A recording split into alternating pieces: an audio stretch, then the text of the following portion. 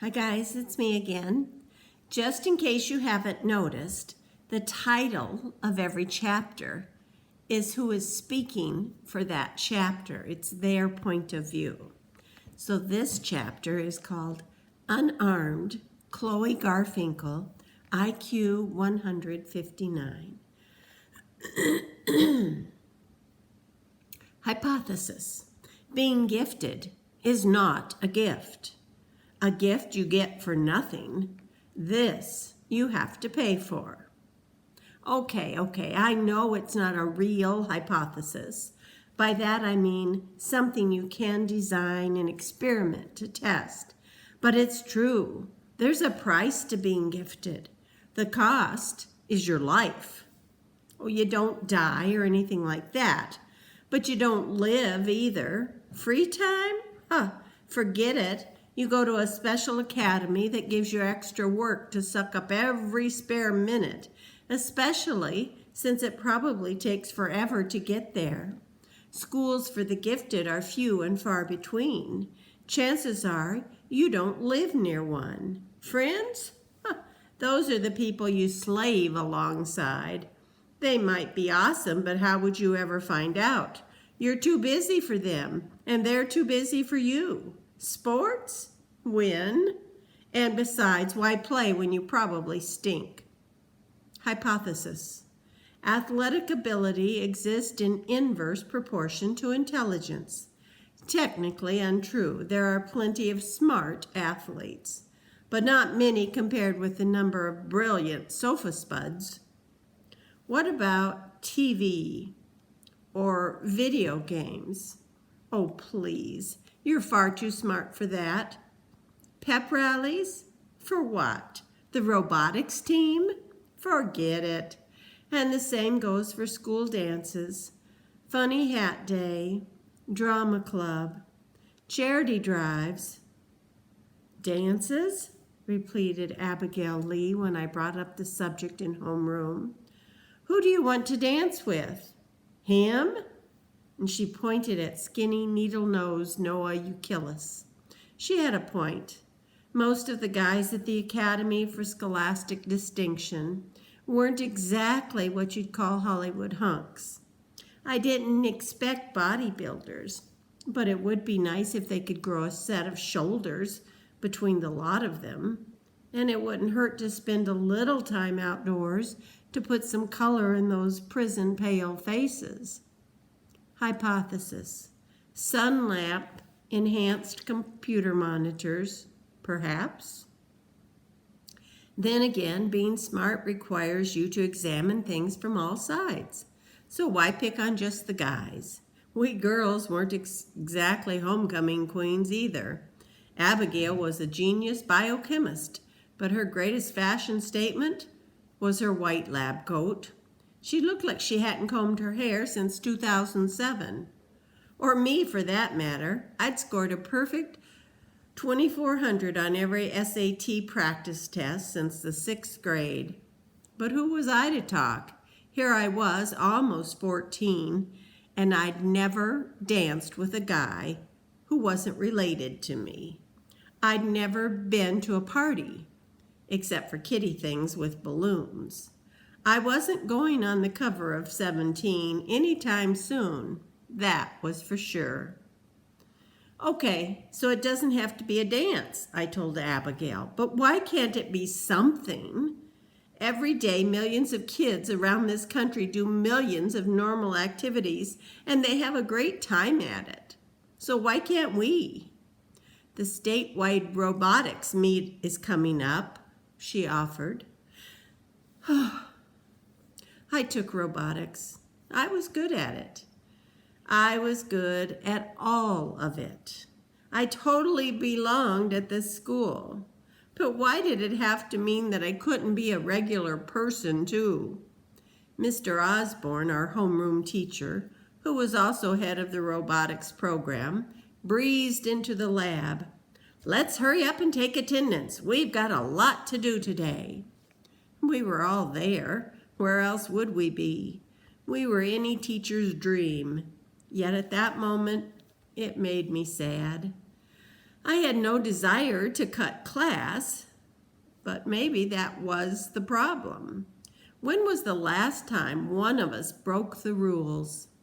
This morning, while checking on my experiment in the growth of hydroponic flax, I'd noticed the paper I'd taped to my desk lamp to concentrate the beam onto the seedlings. It was a certificate of merit that I'd received for perfect attendance at school. I'd earned 7 of these over the years, and what use were they to me? Makeshift lampshades. Hypothesis. Is there a point where the robotic student becomes the robot? When was the last time anybody even showed up late? Oh, sorry I'm late. A tall, sandy-haired boy appeared at the door. Is this Mr. Osborne's class? This is the robotics lab, the teacher replied. And you are? Oh, Donovan Curtis, the newcomer replied, waving a printed form. I'm supposed to be in this homeroom. Right, our fresh blood from Hardcastle Middle. Oz accepted the paper and examined it. Abigail leaned over to me. That can't be right. He's coming to this school? I was intrigued. You know him? We went to the same elementary. He's the kid who jumped off the roof with one of those Gymboree parachutes. I sized him up. He was kind of cute in a careless, wind-blown way. Great eyes, black-fringed, pale blue. Well, he must be smart if he passed all the tests to get in here. Abigail was unconvinced. Maybe. But he would have had to change a lot since I knew him. I bit my tongue. Okay, so Abigail thought he was dumb. But next to her, everybody was dumb. I was probably pretty dense compared with her. If Donovan Curtis didn't measure up to Lee standards, that hardly made him stupid. There were no dim bulbs at our school, but that's not to say that we didn't range from somewhat bright to super bright, and in a few cases, like Abigail and Noah, supernova. She was telling me about Donovan getting his tongue frozen to a chain-link fence one winter, but by that time, I'd stopped listening. I'd never met this new kid, but I already had him perfectly sized up in my mind. Donovan Curtis was normal. Normal! We had a lot of talents in our homeroom. Normalcy wasn't one of them. Noah's IQ was off the charts, but he'd yet to hold a conversation with a real human being this year. Most of the time, he didn't even make eye contact. He always seemed to be speaking to the empty space over your left shoulder, or J.C. Halloran, who had already discovered an uncharted galaxy, but still couldn't figure out how to open a combination lock. Or Latrell Michelson, our mechanical marvel, who took cars apart and put them together again, blindfolded, for fun. He couldn't manage to wrap his mind around the fact that he had to wait in the food line to buy his lunch. Every single day was World War III in the cafeteria. We had kids who had set academic records and published books and won every conceivable prize and honor. We had kids who could quote you the exact line of dialogue that's spoken 94 minutes and 30 seconds into The Matrix or Return of the Jedi. What was missing was somebody, anybody, normal. I am the great and powerful Oz, Mr. Osborne told the newcomer in a mystical tone. He said that to everybody the first time he met them. And technically, this is homeroom 107, But you've probably noticed that it looks like a cross between a mad scientist's lair and a garbage dump. We do robotics here. And even if you're not taking robotics this semester, I hope you'll help out with the team. It's a pretty big deal here at the academy. He turned to the rest of us. Guys, meet Donovan. Donovan? The guys. There was a very lukewarm chorus of greeting. Another thing about the academy, being gifted rarely extended to social skills. My enthusiastic "hi" stood out embarrassingly over the murmurs. But Donovan ignored us. Instead, he faced our latest robot, a work in progress for this year's competition. "What's his name?" We were all stunned. Noah spoke up. "It's not a he, it's an it. It's a mechanical device, and as such it has no name." Donovan blinked. "Robots have names. Haven't you ever seen Star Wars?" Was he kidding? Half of us could recite Star Wars. "We've been doing this for a long time," Abigail informed him in her superior tone. "We've made the finals 3 years in a row, and we did it with science, not by calling our entry Harry or Fred." A few others spoke up in agreement. And to be honest, I was on their side. The robot wasn't a toy or a pet. It was a machine. I kept my mouth shut, though. Poor Donovan had only been in our class about 30 seconds, and we were already jumping all over him. Didn't seem to bother the newcomer. "Okay, no name." He turned back to the robot. "Sorry, Tin Man." Awes on the brain, I guess. He grabbed hold of one of the forks of the lifting assembly and gave it a hearty handshake. With a snap, it came off in his hand. There was nothing lukewarm about the class reaction to that. A babble of outraged accusations filled the lab. Abigail, our team captain, was on her feet, barking, "You broke it!" Donovan tried to press the broken fork back onto the chain drive, but it clattered to the floor. "All right, quiet everybody." Oz held up his arms for order. "Donovan didn't break anything. The component hadn't been attached properly." He turned to his newest student. "But it's not a bad lesson for your first day in the lab." "I won't mess with any more of your stuff," Donovan promised. Chastened, the robotics teacher shook his head. "I want you to mess with stuff. This is a place of tinkering, fiddling, experimentation. But," he added pointedly, "before you touch, ask somebody, especially before you touch Tin Man," Luttrell added feelingly.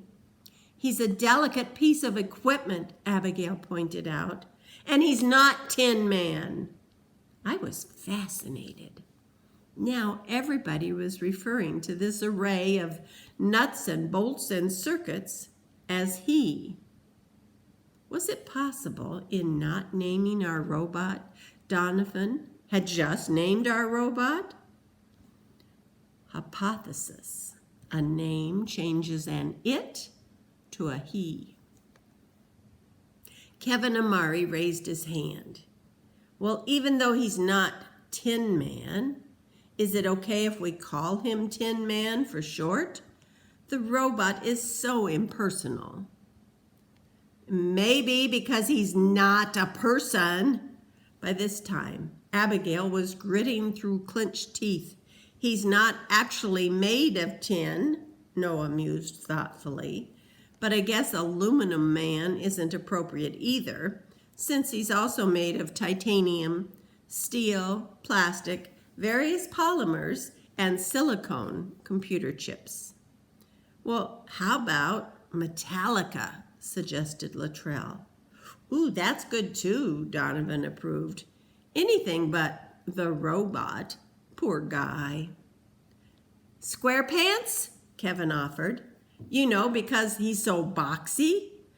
Oh, perfect, Abigail snarled. Now all our hard work is named after a cartoon. Well, let's live with it for a while, Oz put in hurriedly. We don't have to decide right away. Amazing. In just a few minutes, we had gone from no name to 3, and all because Donovan Curtis had walked into our school. I kept an eye on him throughout homeroom, except for the mishap with Tin Man, or whatever the name was going to be. I saw no sign of the buffoon Abigail had described. If anything, Donovan was trying to be friendly. Not that he was getting very far with our crew. Engaging Noah in conversation isn't the easiest thing to do under the best of circumstances, but Donovan was asking him for advice on what to expect in some of his classes. Well, Noah replied thoughtfully, math is easy, and the only thing easier than chemistry is biology or maybe physics.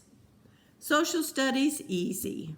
And English, well, you get the picture. Poor Donovan just stared at him. He had probably spent his entire life hearing stories about the academy's killer courses and crushing workload, and here Noah had dismissed them all in the space of about 8 seconds. Hypothesis. If you want a realistic assessment of a challenge, don't ask the guy with the 200 IQ. If Donovan had inquired about unraveling the genetic code, Noah would have said that was easy too. Thanks, I guess, Donovan told him. Is anything in this place, well, hard? You know what's hard? And suddenly Noah's face flushed with emotion. Trying to control your own destiny. It's not just hard, it's impossible. So Donovan shifted gears and talked to Luttrell about the robot, which also backfired. Luttrell got weirdly defensive, as if Donovan might be trying to steal his job as the team's top mechanic. And JC became so genuinely flustered by the newcomer's presence that she asked him which of the Earth's continental plates was his favorite. Abigail went over to Donovan and put her 2 cents in. You know, a jamboree parachute isn't the same as a real parachute, don't you? Well, how could I not say something? He was going to think that we were all nuts. I caught up with him in the hall on the way to first period. Hi, I'm Chloe Garfinkle from homeroom. I held out my hand, and he shook it lightly. Maybe he expected it to break off like that piece of robot. Hey, don't worry about the lift mechanism, I soothed. The weakness probably came from a bad weld that got jarred loose by the chain drive, or maybe too much compression from the bimba cylinder. He looked blank. What's it for? Oh, the bimba cylinder? Well, it provides the pneumatic pressure. No, I mean Tin Man, he corrected. What does he do? Oh, the robot has multiple capabilities, I enthused. The electric eye can navigate color-coded tracks on the floor. The forks pick up inflatable rings that the lift mechanism places on various pegs at different heights. And he can deploy a mini-bot that will climb a pole and strike a bell at the top. He seemed confused. Is that how geniuses spend their time? Picking up toys and ringing bells? I bristled. You're here, aren't you? If being smart's such a crime, You're just as guilty as the rest of us." He had no answer for that, so I went on in a calmer tone. "Noah is the only one who's really a genius, except that the work is a little more challenging. How's the academy any different from Hardcastle?" He gave me a half smile. "Seriously?" "If there's one thing we're good at here," I assured him, "it's being serious." "Have you ever been to Hardcastle Middle School?" he asked. "Well, I know we probably take some things for granted, but they're probably not the things you think. If you want to plug in a computer, can you find an outlet with 3 prongs? Can you find one that even works? Will part of the suspended ceiling come down on your head in the middle of class? Will the cafeteria refrigerators break so you can't buy lunch for a day, or a week, or a month?"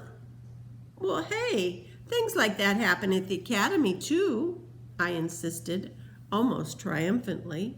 "Last year, the freezers failed, so there was no ice for..." Oh, the wind went out of my sails as I realized how lame this was going to sound. "The sushi bar." He nodded sympathetically. "You guys should get t-shirts made. You know, 'I survived the sushi crisis.' Hey, all I'm saying is that you brainiacs have a nice racket going on here." I skewered him on that point. "Don't you mean we brainiacs? You're one of us now." "Oh, right," he agreed, flustered. "But, well, I just got here, so you've been riding this gravy train longer. Regular school has its advantages, right?" I didn't want to seem dorky, but I was genuinely interested. "I mean, dances, parties." A shrug. "Pep rallies, sports, the basketball team is all city.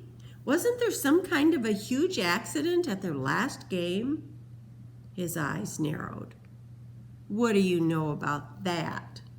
"Well, everybody's talking about it. A piece broke off of this statue and..." My voice trailed off. Why did he seem so suspicious? I was only trying to be friendly.